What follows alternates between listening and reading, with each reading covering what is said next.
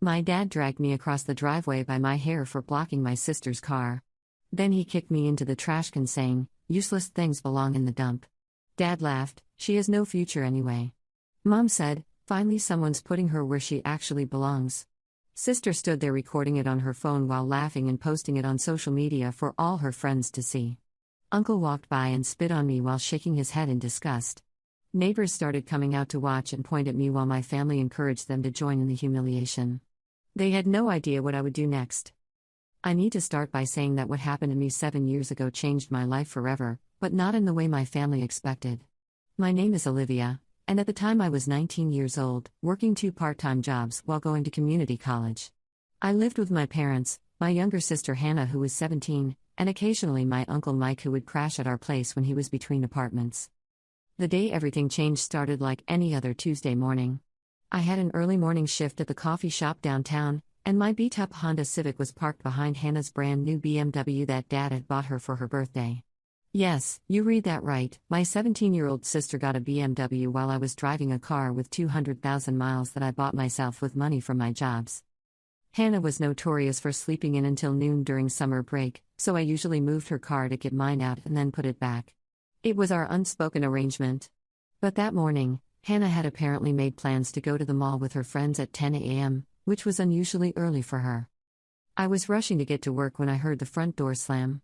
Hannah came storming out in her designer clothes, keys jingling in her hand. She saw my car behind hers and immediately started screaming. "Olivia! Move your piece of junk car right now." I was already in my work uniform, running late. "Hannah, I just need 2 minutes to get out. Then you can have the whole driveway," I called back, trying to stay calm. "No. I'm not waiting for you. You should have thought about that before you blocked me in." This was rich, considering she blocked me in constantly and I never complained. But I bit my tongue and started walking toward my car. That's when Dad came outside. My father, Richard, was a man who'd always made it clear that Hannah was his favorite. She was pretty, popular, and going places as he liked to say. I was the disappointment, the daughter who worked retail jobs instead of focusing on finding a rich husband, who went to community college instead of a prestigious university, who dressed practically instead of like a model. "What's all the noise about?" Dad demanded, already looking annoyed at having his morning routine interrupted. "Olivia blocked me in again. She always does this," Hannah whined, putting on her victim voice that she'd perfected over the years. I tried to explain. "Dad, I'm just getting my car out so I can go to work. It'll take 30 seconds. But Dad's face was already turning red. "You inconsiderate little brat. Your sister has important plans, and you're making her late." "Important plans? She's going shopping. I'm going to work." I shot back, my patience finally snapping. That was my mistake. Talking back to Dad was never tolerated, especially when it involved defending myself over Hannah. Dad's eyes went dark. "How dare you talk to me like that? Move your car right now." I was already walking toward my Honda when he grabbed my arm. "You know what? I'm sick of your attitude. You think you're so much better than the rest of us with your job and your college classes."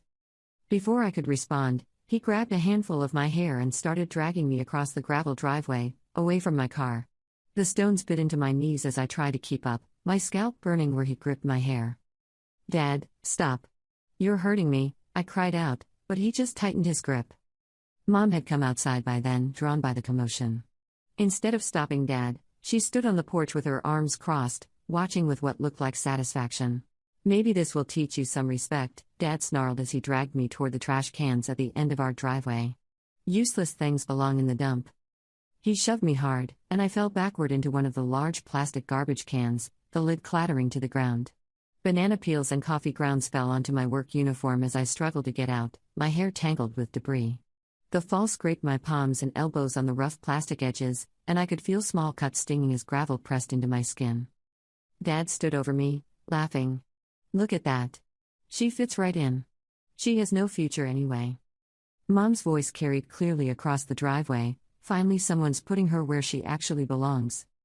I looked up through the garbage to see Hannah holding up her phone, recording everything with a huge grin on her face. She was already posting it to her Instagram story, adding heart eye emojis and the caption "when trash takes itself out." That's when Uncle Mike appeared from around the corner. He'd been staying with us for 2 weeks after losing his job, sleeping on our couch and eating our food. When he saw me sitting in the garbage can, he didn't offer to help. Instead, he walked over and spit directly at me, the saliva landing on my cheek. "Disgusting," he muttered, shaking his head like I was something revolting he'd found on the bottom of his shoe. By this point, our neighbors had started coming out to see what all the noise was about. Mrs. Peterson from next door, Mr. and Mrs. Johnson from across the street, and even the teenage boys from the house behind us had gathered to watch the show. Instead of being embarrassed by the scene, Dad seemed to enjoy having an audience. "Come see what happens when kids don't learn respect," he called out to them. "Maybe your kids can learn something from this." Some of the neighbors looked uncomfortable, but others actually started pointing and whispering. I heard Mrs. Peterson say to her husband, "Well, I always knew that girl was trouble. Remember when she dyed her hair black in high school?" Mr. Johnson nodded along. "Probably on drugs. These kids today have no respect for their parents." The worst part was that Hannah was live streaming the whole thing now, narrating for her followers, and this is why my sister is literally trash. Dad finally got tired of her attitude. I sat there in that garbage can, covered in coffee grounds and humiliated beyond belief, surrounded by people who should have cared about me but instead saw me as entertainment. That's when something inside me broke, but not in the way they expected. Instead of crying or begging for forgiveness like I had so many times before, I felt a cold calm settle over me.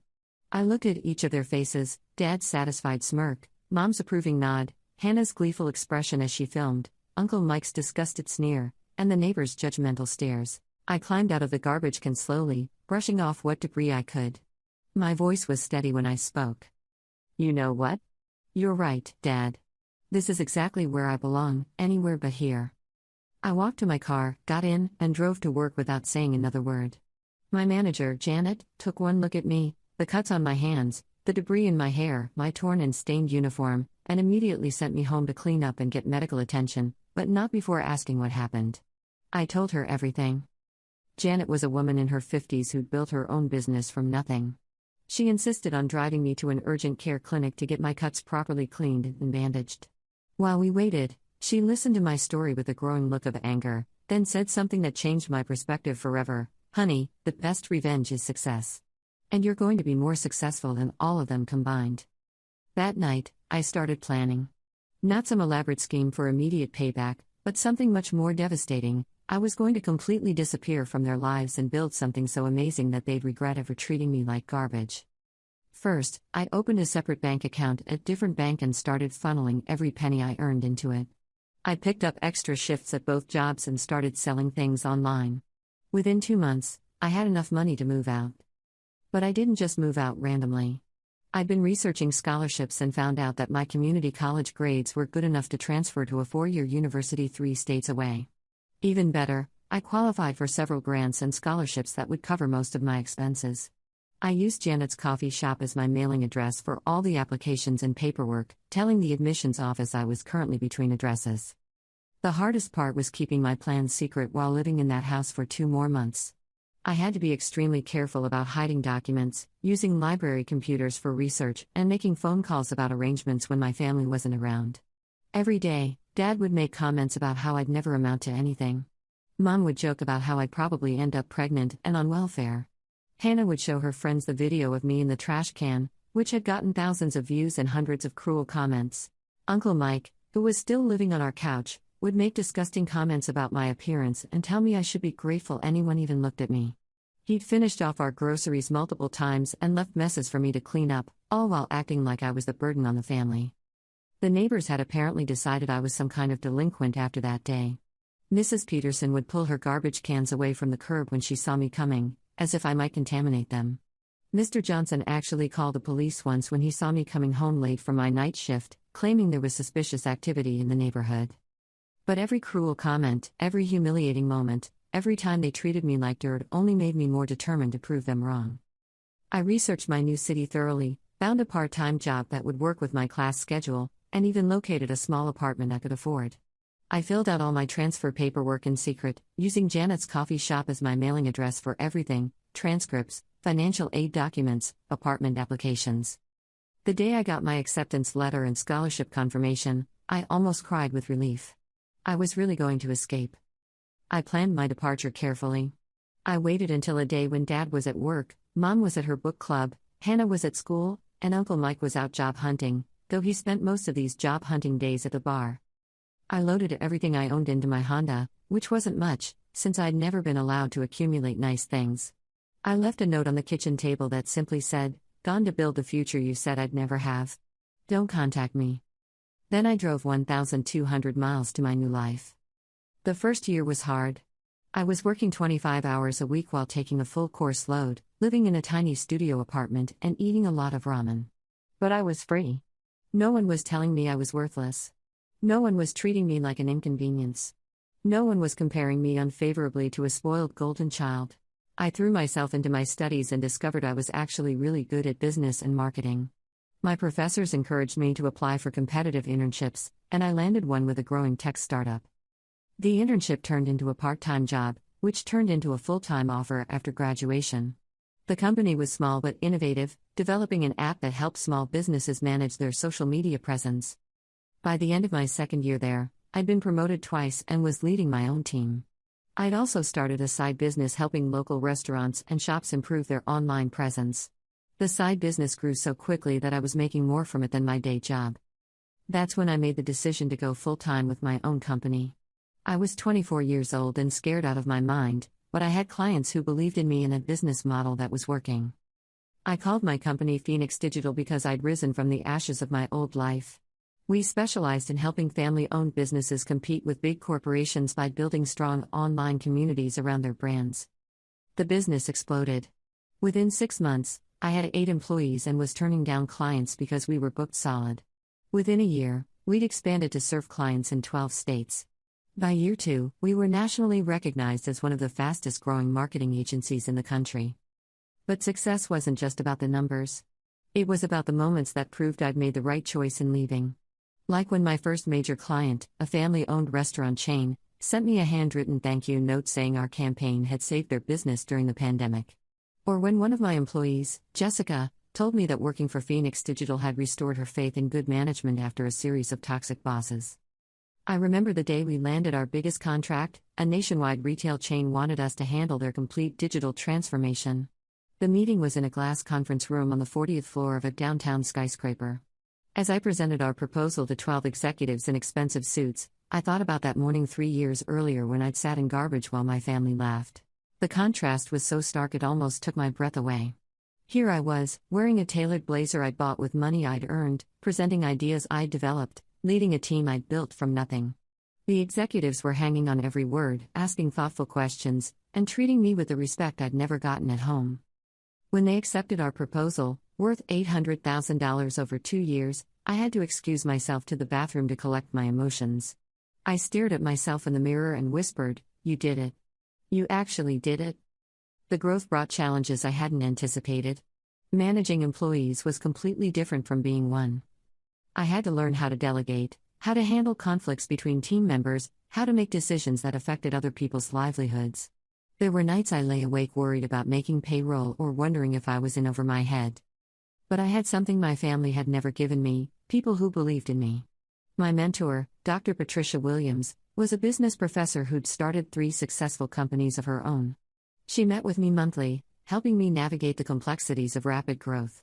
Unlike my parents, who'd always pointed out what I was doing wrong, Dr. Williams helped me identify my strengths and build systems around them. "The fact that you're worried about your employees' well-being tells me you're going to be fine," she told me during one particularly stressful period. Bad bosses don't lose sleep over whether their decisions are fair. I also joined a young entrepreneurs group where I met other business owners facing similar challenges. These became some of my closest friends, people who understood the pressure, the excitement, and the constant fear that it might all disappear. We supported each other through failures and celebrated each other's victories. One member of the group, Kevin, had also come from a difficult family background. His parents had told him he was too stupid for college and pushed him to work in their struggling auto repair shop instead of pursuing his dream of becoming a software developer. He taught himself programming at night and eventually built an app that sold for millions. "The best part isn't the money," Kevin told me over coffee one afternoon. "It's knowing that I was right about myself when everyone else was wrong." I understood exactly what he meant. Every success felt like proof that the voice in my head that said you can do this had been right all along, while the voices that said you'll never amount to anything had been wrong. As Phoenix Digital grew, I started receiving invitations to speak at business events and conferences. The first time someone introduced me as a successful entrepreneur, I felt like they were talking about someone else. I'd spent so many years being told I was worthless that success felt surreal. My first speaking engagement was at a regional business conference. I was terrified, but I told my story, carefully edited to focus on overcoming obstacles rather than family details. The audience gave me a standing ovation, and afterward, dozens of people came up to share their own stories of being underestimated or dismissed. One woman, probably in her 60s, grabbed my hands and said, "Honey, I wish I'd had your courage when I was your age. I let people convince me I wasn't smart enough to start my own business. Don't ever let anyone make you small again." These interactions taught me that my story wasn't unique. Lots of people had been told they weren't good enough, smart enough, or worthy enough. The difference was that some people believed those voices, while others decided to prove them wrong. I started incorporating this message into my speeches. I talk about the importance of internal validation versus external validation, about building confidence from your own achievements rather than other people's approval. The response was always overwhelming.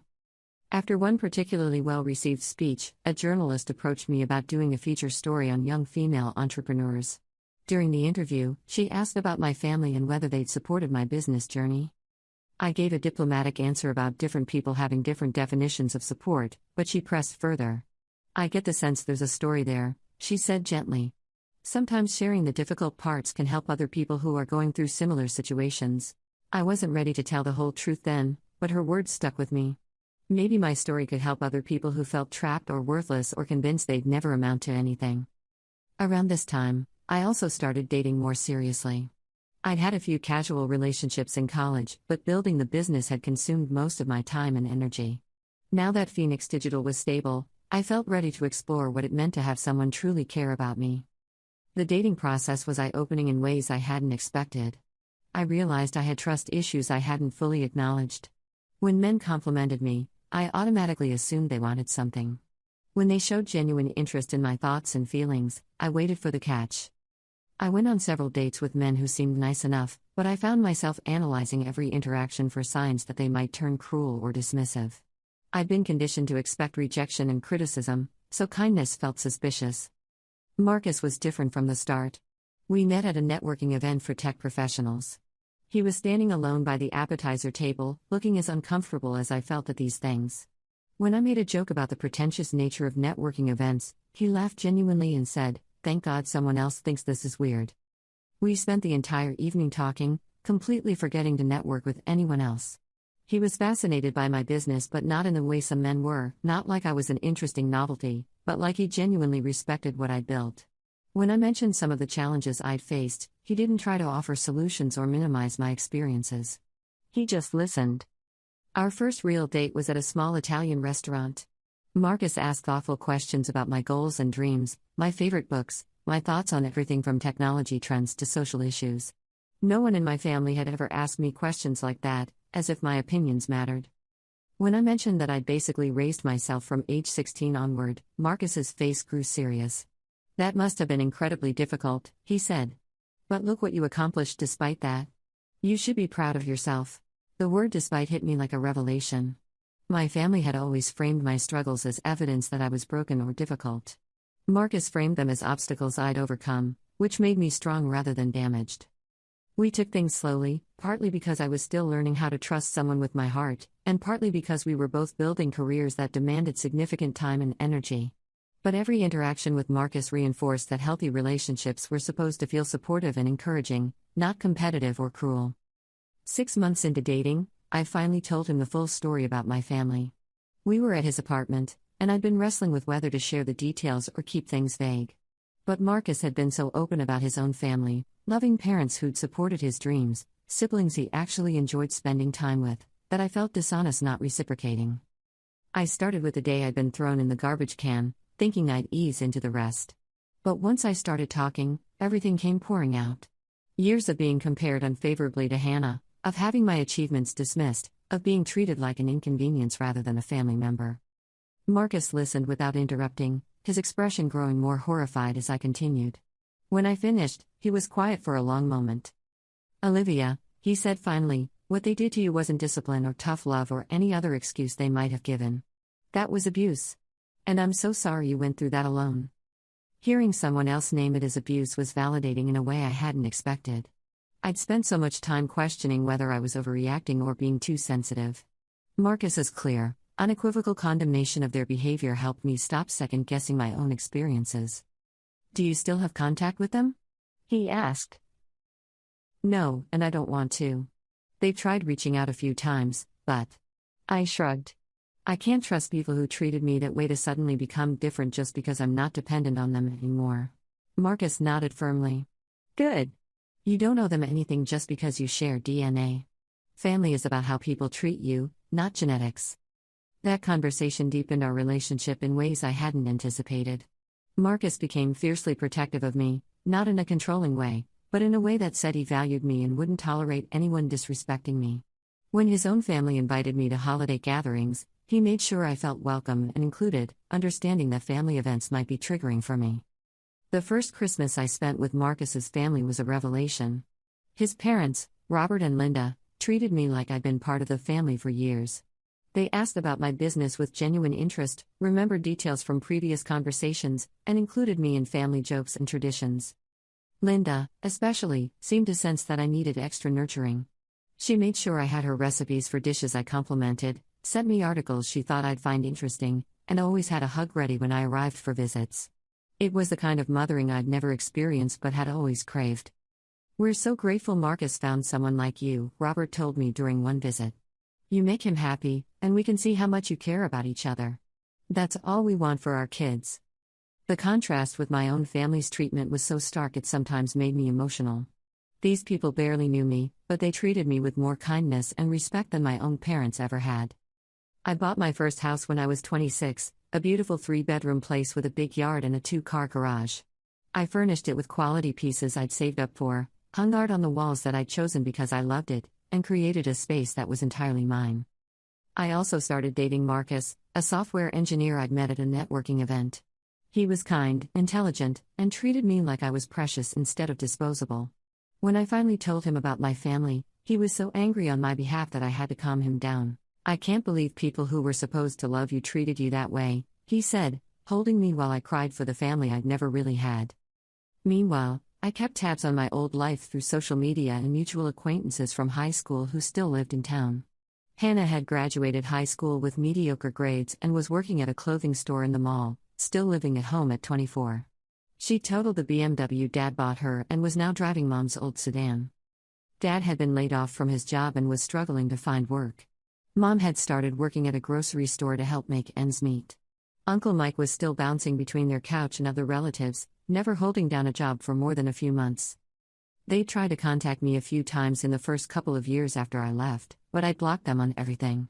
I heard through a mutual acquaintance that Dad had said I was going through a phase and would come crawling back when real life hit me. Real life had hit me, all right. It had hit me with success beyond anything I'd dreamed of. When Phoenix Digital hit $2 million in annual revenue, we got featured in several business magazines.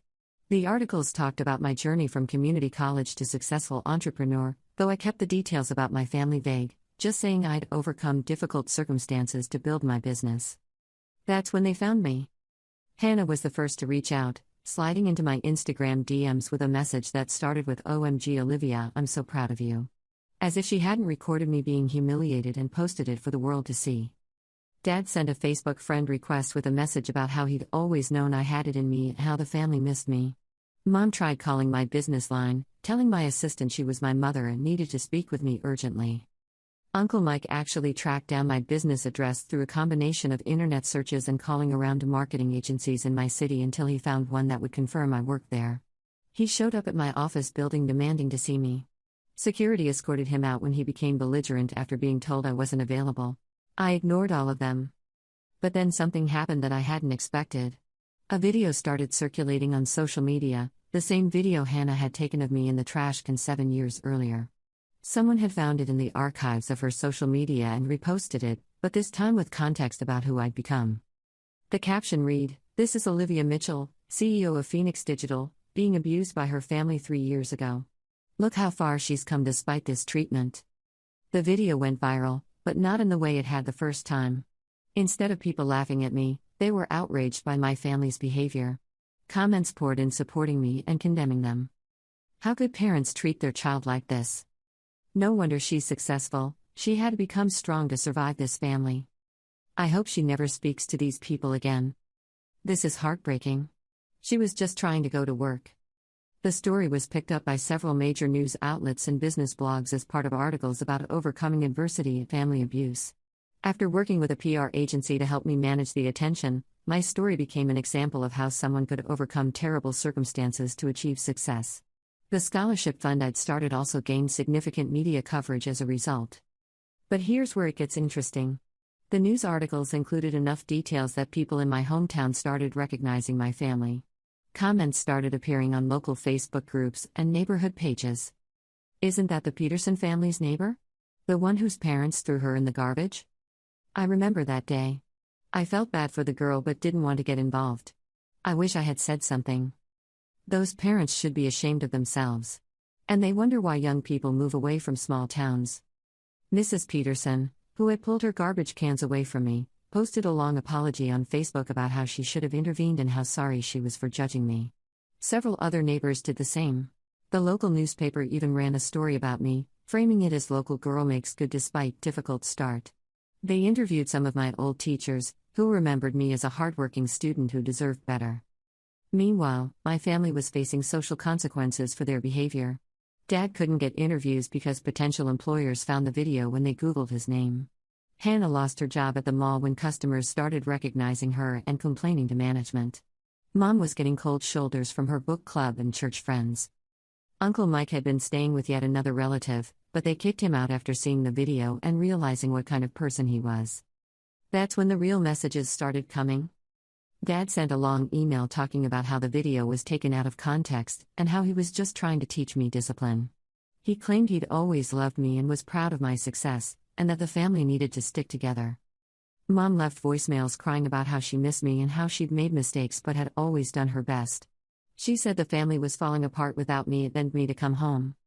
Hannah wrote a multi-paragraph Instagram message talking about how she was young and stupid and didn't understand the impact of her actions. She said she deleted the original video, 7 years too late, and wanted to make amends. Uncle Mike actually tried to friend me on LinkedIn with a message about how he was proud of my business success and wanted to discuss investment opportunities. The audacity was breathtaking. I saved all their messages but didn't respond to any of them. Instead, I did something that felt much more satisfying. I used my marketing skills and business connections to create a scholarship fund for young people escaping difficult family situations. The Phoenix Rising Scholarship provides money for housing, tuition, and living expenses for students who've been disowned, abused, or rejected by their families. The scholarship fund got media attention, which led to speaking opportunities. I started giving talks at colleges and conferences about resilience, building success from nothing, and the importance of chosen family over biological family. In one of my most popular speeches, I tell the story of being dragged across a driveway by my hair and thrown into a garbage can by people who were supposed to love me. I talk about how that moment taught me that my worth wasn't determined by how others treated me, but by how I chose to respond to that treatment. Some people are born into families that support their dreams, I tell audiences. Others have to build their own families and support their own dreams. Both paths can lead to success, but the second path creates strength you can't get any other way. The scholarship has now helped over 200 students in 5 years. Many of them have gone on to successful careers of their own. Some have started their own businesses. Others have become teachers, nurses, engineers, and artists, all the things their original families said they'd never become. Marcus and I got married 2 years ago in a beautiful ceremony surrounded by the family we'd chosen, friends, mentors, employees, and scholarship recipients who'd become like siblings to me.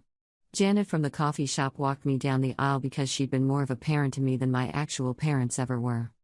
My biological family wasn't invited, though they tried various ways to insert themselves into the wedding. Hannah created multiple fake social media accounts to follow my wedding planning posts, but I'd learned to keep my personal social media very private. Mom tried to contact the venue claiming she needed to discuss family traditions. Dad actually called Marcus directly, trying to convince him that he deserved to be included in his daughter's wedding. None of it worked. My wedding was perfect precisely because it was filled with people who'd chosen to love and support me, not people who felt entitled to be there because we shared DNA. Phoenix Digital now has offices in 4 cities and over 50 employees. We've been recognized as one of the best places to work in our industry, partly because I made sure no one on my team ever feels worthless or disposable. I know what it's like to be treated badly by people who have power over you, so I work hard to create a culture where everyone feels valued. I also bought a second home, a lake house where I host retreats for scholarship recipients and young entrepreneurs. It's become a place where people who've had to build their own success can come together, share their stories, and support each other. The lake house is everything my childhood home wasn't. It's peaceful instead of chaotic, supportive instead of critical, and filled with people who celebrate each other's successes instead of tearing each other down. Last month, I was featured on the cover of Entrepreneur magazine. The article was titled From Trash Can to Top CEO: How Olivia Mitchell Built an Empire After Family Betrayal. It detailed my whole journey, including the viral video that had ultimately helped more people understand my story. The morning the magazine came out, I woke up to hundreds of messages from people sharing their own stories of family rejection and asking for advice. I spent the whole day responding to them, offering encouragement and resources. I also woke up to a dozen new contact attempts from my biological family. Dad sent a Facebook message with a photo of him holding the magazine in a store, saying he was so proud and wanted to reconnect with his successful daughter. The message made me feel sick. Mom left a voicemail saying she'd bought 10 copies of the magazine to show all her friends, and how she'd always known I was special. The same woman who'd said I belonged in the garbage was now trying to claim credit for my success. Hannah posted on her Instagram story, which I could see through a friend's account, about how her amazing sister was on magazine covers and how family is everything. She'd apparently forgotten that she'd recorded my humiliation and posted it for entertainment. Uncle Mike tried to email me through my company website, talking about how he'd like to patch things up and how he could help me expand my business with his connections. His connections, as far as I knew, consisted entirely of bartenders and people he owed money to. But here's the thing, their attempts to reconnect now that I'm successful just prove that I made the right choice in cutting them off. They're not reaching out because they love me or miss me or feel bad about how they treated me. They're reaching out because they want to be associated with my success.